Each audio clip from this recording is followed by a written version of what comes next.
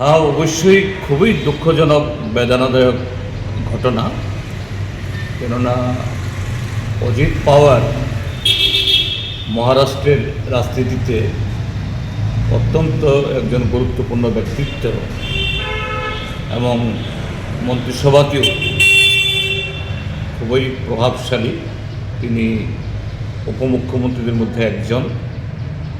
আর তার কাকা শারদ পাওয়ারের সাথে যে এই ন্যাশনালিস্ট কংগ্রেস পার্টি এটাকে দুভাগ করে যে গ্রুপটা বড় গ্রুপ, এটাই হলো এখন এই অজিত পাওয়ারের গ্রুপটা। কাজে সেদিক থেকে পার্টি সরকারের একটা বিরাট আঘাত আসলো। আর তাছাড়া অতি সম্প্রতি একটা মহারাষ্ট্রের রাজনীতিতে একটা নতুন একটা যে এই কী বলে শেপ ধরতে যাচ্ছিল। মাত্র কদিন আগে, আমি ঘটনাটা ঠিক পুরোটা ভালো করে জানি না, তবে দেখেছি আমি, অজিত পাওয়ার বলেছেন বোধহয় এখন যে মুখ্যমন্ত্রী ফাডনবিস, তার সাথে একটু মতানৈক্য শুরু হয়েছে, দূরত্ব বাড়ছে।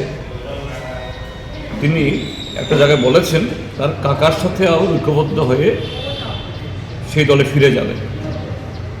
তো সবটা মিলিয়ে একদিকে দুঃখজনক, বেদনাদায়ক, আরেক দিক থেকে এই সময়েতে তার অকাল মৃত্যু অনেকগুলো প্রশ্নবোধক চিহ্ন এটা উত্থাপন করে দিল। যে এটাও এর আগে জাস্টিস লয়ার অমিত শাহর বিরুদ্ধে একটা গুরুতর রায় দিতে যাচ্ছিল। সবাই এটা অনুমান করছে সেই রায়টা যদি দিত, অমিত শাহ আজকে জেলে থাকতেন। ঠিক তার আগে এই জাস্টিস লয়ার খুন হয়ে গেল। এরকম আরও ঘটনা ঘটেছে অনেকগুলো, আমি এগুলোর নাম উল্লেখ করছি না। কাজেই এই সবগুলো ঘটনাকে প্রসঙ্গ টেনে যে এখন মিডিয়াতে এটা চর্চা হচ্ছে, রাজনীতির উচ্চ স্তরেও এটা কতটুকু তার বাস্তবতা আছে, লয় আছে আমি জানি না। তবে শারদ পাওয়ার নিজেই বলেছেন এটা একটা দুর্ঘটনা, এটাতে রাজনীতি না আনাই ভালো। তো আমিও সে জায়গাতে বলবো যে এটা দুঃখজনক ঘটনা, এবং তার মৃত্যুতে আমিও যে তার শোক জ্ঞাপন করছি এবং তার পরিবার পরিজনদের প্রতি সমবেদনা জ্ঞাপন করছি। বিজেপির ব্যর্থতার আরেকটা নজির। আরে বাবা, ডক্টর শ্যামাপ্রসাদ মুখার্জি তোমাদের সর্বোচ্চ একজন নেতা। তার নামে আগরতলা শহরে আরেকটা আরও বেশি বহু সুবিধাযুক্ত, বহু আসন বিশিষ্ট এবং মাল্টি ফেসেটেড নানা ধরনের কর্মকাণ্ড করা যায়, এরকম একটা কাঠামো তৈরি করে ডক্টর শ্যামাপ্রসাদ মুখার্জির নামাকরণ তোমরা করো না। এতে তোমাদের সম্মান বাড়ত, শহরবাসীর কাছ থেকে সেখানে বাহবা করাতে পারত। কিন্তু কি করলো? আমাদের ভারতবর্ষের ঐতিহ্য আছে সে ব্রিটিশ আমল থেকে, যেমন কলকাতা টাউন হল,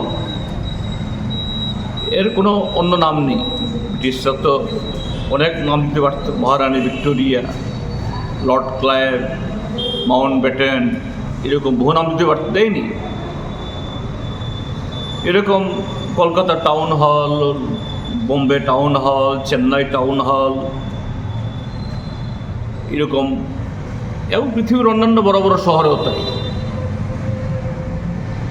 সেই আদলে এটাকে অনুসরণ করেই এখানে যখন ডক্টর ভেঙ্কট রমন যখন এটার ইনগরেট করেন সেকেন্ড লেফটেন্যান্ট গভর্নমেন্টের সময়তে, এটাকে টাউন হলে বলা হয়েছে। কোনো একজন মনীষী নামে দেওয়া যেতে পারত, কিন্তু করেনি, town hall, Agartala town hall. এইভাবেই গত প্রায় 50 বছরের বেশি সময় ধরে এটা পরিচিত হয়ে আসছে। এখন হঠাৎ করে সিদ্ধান্ত হলো এর নাম বদলানো হবে। আর বদলালো এদের শ্রদ্ধাভক্তির নমুনাটা কি? শ্যামাপ্রসাদ মুখার্জি একজন ডক্টরেট অর্থাৎ পিএইচডি করেছেন, নট ডাক্তার। আমি দেখিনি অবশ্য সাইনবোর্ডটাও পড়ে, আমি একটা এই সোশ্যাল মিডিয়ার কথা দেখেছি, ওইখানে লেখা আছে বাংলাতে ডাক্তার। তো শ্যামাপ্রসাদ মুখার্জি আবার ডাক্তারি পাস করলো বলে। এই হলো বিজেপির শ্রদ্ধাভক্তি। এরা নিজেদের নেতাদের যে কি বলে এই পুষ্টি এ সম্পর্কে তারা জানেন না। অবশ্য অন্ধভক্তি, আজকে ভক্তি আছে কালকে ভক্তি নাও থাকতে পারে, কাজে একটা নাম হুজুকে দিয়ে দাও। এই তাদের এই পদক্ষেপকে আমরা তখনই নিন্দা করেছি, সমর্থন করতে পারিনি, এখনও করছি না। এবং সময় আসবে যখন বিজেপির গভর্নমেন্ট থাকবে না, এই নামও থাকবে না, আবার আগের জায়গাতে ফিরে আসবে।